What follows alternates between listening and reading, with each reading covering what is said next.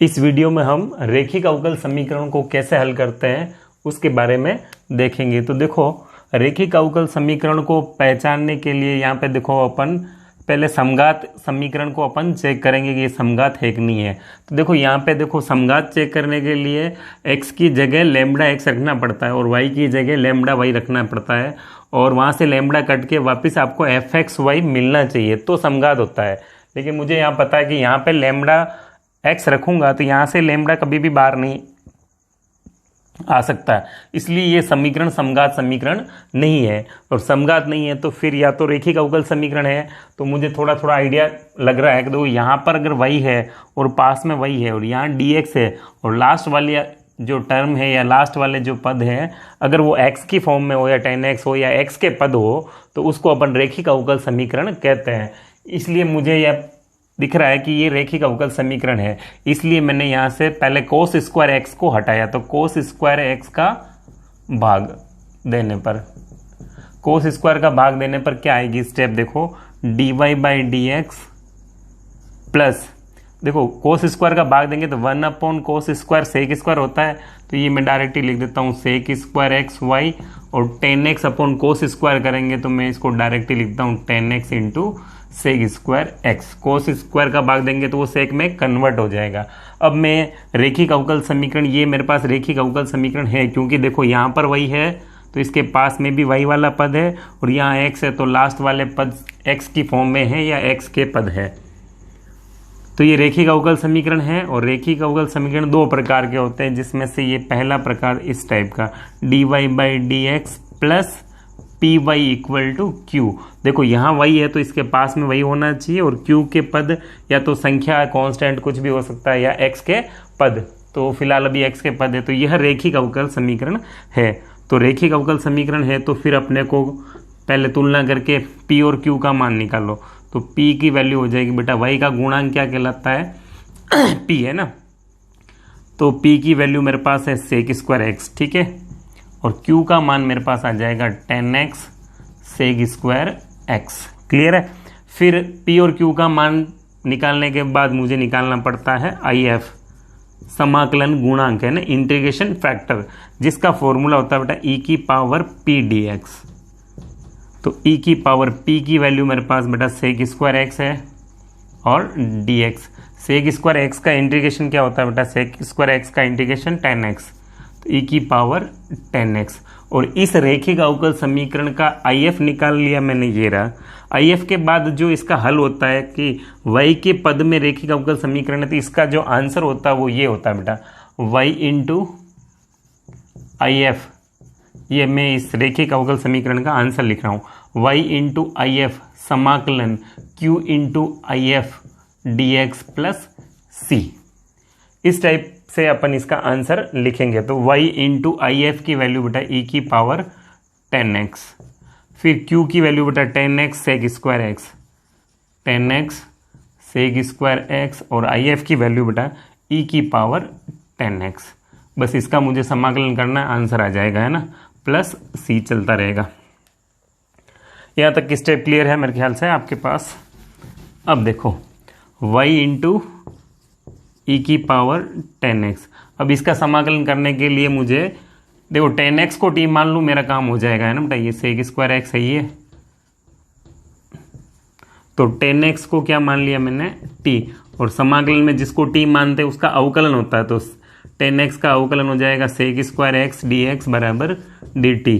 तो देखो ये सेक स्क्वायर dx, इसकी जगह तो मैं dt लिख देता हूँ, तो y इंटू ई की पावर 10x, और इधर हो जाएगा बेटा 10x को t माना, ये तो t हो गया, 10x की जगह तो मैंने t रख दिया, सेक स्क्वायर dx की जगह मैंने dt रख दिया, और 10x को t माना तो e की पावर t हो गया। क्लियर है। तो t e की पावर t dt ये। अब इसका समाकलन करने के लिए मुझे खंडशः समाकलन, है ना, ये फर्स्ट इंटू सेकंड का सूत्र लगाना पड़ेगा। तो आइलेट नियम से आई एल ए, एलजेब्रा पहले आ रहा है ना बेटा, टी ई तो वो लास्ट है, लास्ट, यानी इसका मतलब ये फर्स्ट है और ये सेकंड है। तो फर्स्ट इंटू सेकंड का जब फॉर्मूला लगता है तो वो आइलेट नियम के हिसाब से लगता है ना। तो y इंटू ई की पावर 10x, अब देखो आइलेट का रूल है जो उसका फॉर्मूला मैं लगा रहा हूँ, देखना।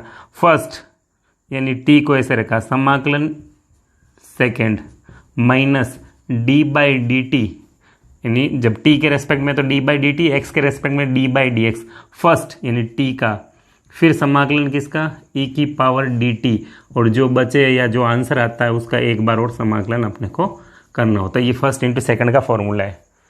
क्लियर है? अब देखिए y इंटू ई की पावर 10x टी, ई की पावर टी का समाकलन ई की power T minus D by D T of T, T का अवकलन 1, ई की पावर टी का समाकलन ई की पावर टी, ये खत्म, सॉरी डी एक्स नहीं डी टी है ना, टी में हो तो डी टी आता है, एक्स में हो तो डी एक्स आता है, डी टी। यानी देखो ये मैंने सॉल्व कर लिया, ये सॉल्व कर लिया, ये डी टी और ये समाकलन बचा हुआ है।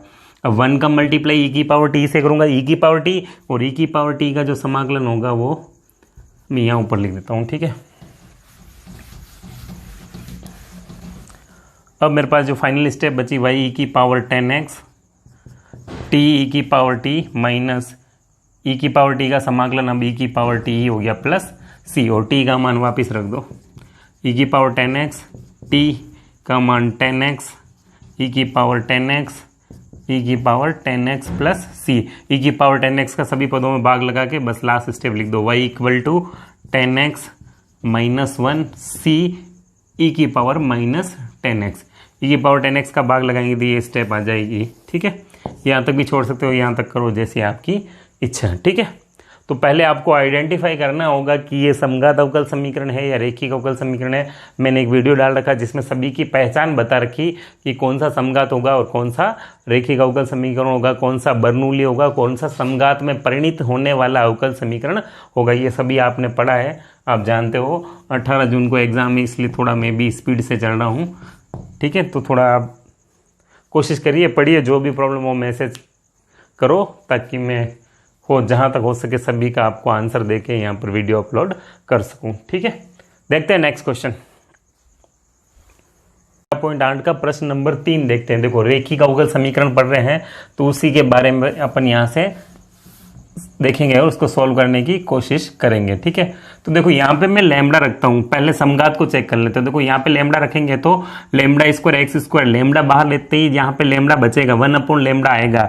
इसका मतलब ये समघात अवकल समीकरण नहीं है। फिलहाल अपन 12.8 पढ़ रहे हैं तो अपने को पता है कि यह रैखिक अवकल समीकरण, लेकिन एग्जाम में आइडेंटिफाई करने के लिए आप x की जगह लैम्बडा x रखिए, y की जगह लैम्बडा y रखिए, और कट के अगर आपको वापस वही सवाल मिल जाए या वही fx y का मान मिल जाए तो वो समघात होता है। ये फिलहाल समघात नहीं है, रैखिक अवकल समीकरण है। ठीक है, और बर्नौली समीकरण में y की जो पावर होती है वो एक्स्ट्रा होती है, तो फिलहाल यहाँ y का कोई पद नहीं दिख रहा है, तो यह रैखिक अवकल समीकरण है। तो उसके लिए dy बाई डी एक्स के साथ कुछ नहीं होना चाहिए, तो पहले 1 प्लस एक्स स्क्वायर का भाग देंगे सभी पदों में। ठीक है, तो dy by D X plus 2xy upon 1 plus X square Y, ये देखो थोड़ा मैंने खाली जमा के लिखा है, 4x square upon 1 plus X square.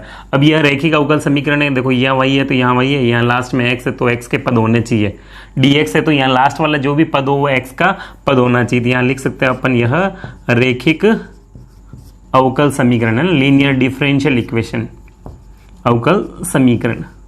किस टाइप की है, dy by D X plus P Y is equal to Q. इसके दो प्रकार है, दोनों ही प्रकार मैंने बता रखे हैं, आप वहां जाके देख सकते हैं कि किस टाइप का ये रैखिक अवकल समीकरण है। फिलहाल ये इस टाइप का है।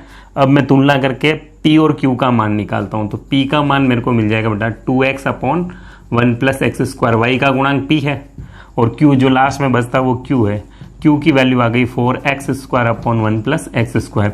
p और q का मान पता चलते ही अपने को if की वैल्यू निकालनी है ना बेटा, समाकलन गुणांक इंटीग्रेशन फैक्टर। if का जो फॉर्मूला होता है वो e की पावर p dx, ये फॉर्मूला होता है। तो e की पावर p की वैल्यू बेटा 2x upon 1 plus X square dx, ये रही p की वैल्यू। अब इसका समाकलन करना है तो मुझे पता है, देखो 1 प्लस एक्स स्क्वायर को मैं t मानता हूं तो उसका अवकलन करूंगा तो देखो 1 का अवकलन 0, एक्स स्क्वायर का अवकलन 2x, इसका मतलब ये 2x dx dt में कन्वर्ट होगा। तो मेरा जो समाकलन बनेगा वो बनेगा 1 अपॉन t dt। मैं डायरेक्ट कर रहा हूं यहाँ पे, आप समझने के लिए समझने के लिए, एग्जाम के लिए समझ सकते हो कि यहाँ पे मैंने क्या किया है, टी मान के हल करना है ना, टी माना है। मैं एक बार डायरेक्ट स्टेप लिख रहा हूँ, 1/t dt मिलेगा मेरे को, और 1/t dt का समाकलन होता है log t, और t किसको माना मैंने 1 + x² को, तो t की वैल्यू भी मैं वापस रख रहा हूँ। ठीक है, ये समाकलन आपको समझना है कैसे करना है, मैंने डायरेक्ट बता दिया है। ठीक है, अब मुझे पता है e के बेस पे e की वैल्यू 1 होती है, तो मेरे पास जो if की वैल्यू आई वो 1 + x² है। ठीक है, 1/t का समाकलन log t, और t की वैल्यू, t किसको माना 1 + x² को, तो ये आ जाएगा। और e के बेस पे e की वैल्यू 1 होती है, तो जो if की वैल्यू आई है मेरे पास वो आई है 1 + x²। if पता चलते ही आपको फिर समाकलन जो है वो करना है, इस रेखिक अवकल समीकरण का जो हल करना है वो किस टाइप से होता है बेटा। देखो y में समीकरण है, तो y × if समाकलन q × if dx + c, ये फॉर्मूला है। अब y × if की वैल्यू बेटा 1 + x², q की वैल्यू मेरे पास बेटा ये रही, मैंने ये मिट चुकी है तो मेरे को याद है, मैं लिख देता हूँ, आपको वहाँ पे देख लेना क्या है, 4x² / 1 + x², 1 + x² का भाग लगाएंगे तो ये देखो यही तो बचेगी, q की वैल्यू लिख रखी है, मैंने मिटा दी है। और if की वैल्यू कितनी बेटा 1 + x² dx, 1 + x² से 1 + x² कट गया। अब देखो क्या स्टेप मिली मेरे को, 4 कॉमन ले लूँ, x² dx + c, ये बचेगा y 1 + x²। क्लियर है। अब x² का जो समाकलन होगा वो हो जाएगा बेटा x³ / 3, और ये स्टेप आ जाएगी। तो लास्ट स्टेप, फाइनल स्टेप में यहाँ लिख देता हूँ, y × 1 + x²। अब इसका समाकलन करना है, 4 बाहर रही है, x² का समाकलन x³ / 3 + c, ये फाइनल आंसर है। ठीक है, तो इस टाइप से आपको रेखिक अवकल समीकरण को हल करना है। एग्जाम पास में है, थोड़ा इसको ध्यान से और सोल्व करें, और कोई प्रॉब्लम हो तो आप कमेंट कीजिए, पूरी आपकी हेल्प की जाएगी। ठीक है, देखते हैं नेक्स्ट वीडियो में अगला क्वेश्चन 4 है ना, इसको देखते हैं, देखो कैसे सॉल्व करेंगे। ये भी रेखिक अवकल समीकरण का ही क्वेश्चन है। तो देखो यहाँ पे वैसे मैं λx रखूँ, λy रखूँ, तो यहाँ पे y की पावर कितनी है बेटा 3 है, और यहाँ पे 1 है, तो कॉमन आ ही नहीं सकता, और ये समघात अवकल समीकरण है ही नहीं है ना। तो अब ये रेखिक अवकल समीकरण है, और ये यहाँ पे ये y की फॉर्म में है या x की फॉर्म में है, मुझे भी फिलहाल पता नहीं चल रहा है। तो जब आपको भी पता नहीं चले तो मेरे को तो पता है फिलहाल तो, लेकिन एक बार इस क्वेश्चन की सिचुएशन देखते हुए नहीं पता। ठीक है, तो ये कैसे आइडेंटिफाई करेंगे कि ये रेखिक अवकल समीकरण है, और वो किस प्रकार के, 2 प्रकार के होते हैं ना, मुझे तो मालूम है, आपको जानकारी के लिए बता देता हूँ कैसे आइडेंटिफाई करेंगे। ठीक है, हाँ जी। तो पहले जब समझ में नहीं आए तो dy/dx की वैल्यू निकाल लीजिए आप। dy/dx की वैल्यू निकालने के बाद पता चल जाएगा क्या स्थिति है ना। तो मैं dy/dx की वैल्यू निकालता हूँ, देखो क्या आएगी, -y, और ये पूरा मल्टीप्लाई में इसके नीचे आ जाएगा बेटा 2x - 10y³। अब देखो यहां पर y है तो इसके पास में y वाला पद होना चाहिए। अब इसका पक्षांतरण में इधर करूं तो ये तो पूरी स्टेप इधर आएगी, तो फिर यहाँ पे ये जो x है ना बेटा, इसके सामने वाले पद में x है ही नहीं, तो ये रेखिक अवकल समीकरण नहीं है। तो अब मेरे को पता है कि रेखिक अवकल समीकरण 2 प्रकार की होती है, तो क्या पता ये वह दूसरे प्रकार की है जी, 100% ये दूसरे प्रकार की है, जिसमें dy/dx की जगह dx/dy में भी तो होती है समीकरण। तो इसको मुझे पता चल रहा है कि ये y के अंदर सेट नहीं हो रही है, तो मैं dx/dy यानी x की फॉर्म में बना के देखता हूँ क्या बनती कि नहीं बनती। देखो dx/dy करता हूँ, क्या स्टेप मिलेगी, 2x - 10y³ -y। ठीक है, अब काम हो जाएगा है ना बेटा, dy/dx अलग, इसको अलग अलग करेंगे, 2x/y, माइनस से माइनस कट गया, 10y² आ जाएगा। ठीक है बेटा, माइनस माइनस प्लस 2x। अब यहाँ पे x है तो इसके पास में x का पद होना चाहिए, इसका पक्षांतर इधर कर लो, और यहाँ पे y है तो लास्ट वाला y या संख्या होनी चाहिए, तो दोनों ही है, यानी ये रेखिक अवकल समीकरण है दूसरे प्रकार का। ठीक है, जो x की फॉर्म में बन रहा है। तो अब मैं इसको फाइनल ऐसे लिख देता हूँ, 2x/y + 10y³। अब मैं चेक कर लेता हूँ, सॉरी 10y², यहाँ पर x है तो पास में x होना चाहिए, यहाँ पे dy है तो लास्ट वाला पद y का पद या संख्या होनी चाहिए, तो ये y का पद भी है और संख्या भी है। तो यहाँ से मैं लिखूंगा यह रेखिक अवकल समीकरण है। तो ये y की फॉर्म में बन रहा है या dx x की फॉर्म में बन रहा है, ये अपने को पता करना है ना, घबराना बिल्कुल नहीं है। और आप बोलो समघात, तो समघात का तो यहाँ कोई सवाल ही नहीं है। देख लो यहाँ से लेमड़ा वाई, यहाँ से लेमड़ा कॉमन आ ही नहीं सकता, कॉमन आ तो सकता है लेकिन वहां पे बचेगा, लेमड़ा बचना नहीं चाहिए समघात समीकरण में, इसलिए समघात नहीं है। ठीक है, ऐसे आपको एग्जाम में चेक करना है और ध्यान रखना है। तो अब यहाँ पे लिख देता हूं बेटा, यह रेखिक अवकल समीकरण है, यह रेखिक अवकल समीकरण है। और किस प्रकार की है कि dx अपॉन dy, तो अब py नहीं आएगा, px is equal to q।